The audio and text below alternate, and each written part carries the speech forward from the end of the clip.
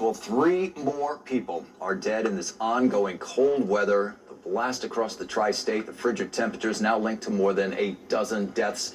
The total's 13 people lost since last weekend's storm and subsequent freezing weather. Pix 11's Julie Millet live at City Hall this morning on what's trying to be done to protect tragedies in the future. Julie.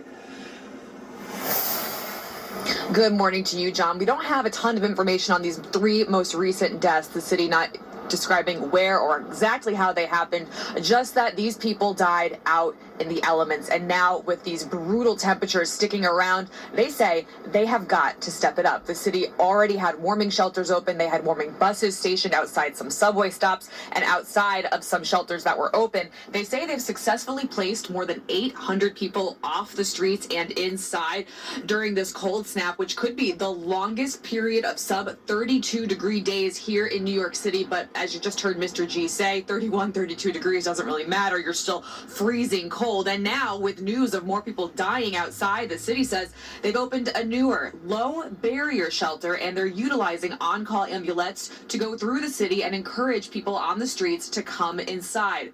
Earlier this week, Pix 11's Henry Rossoff asked Mayor Mamdani if more needs to get done.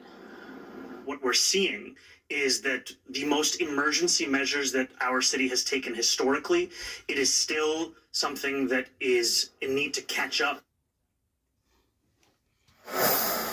And back out here live, people are encouraged to call 311 or 911 if it's a serious enough situation. If you see someone out on the street and in need of help, the mayor's office saying that homeless outreach will continue with volunteers and city officials looking to help those people get off the street. We are live outside City Hall. I'm Julie Millet, Pix 11 News. All right, Julie, thank you for that. Well, more than a month past the legal deadline, but millions of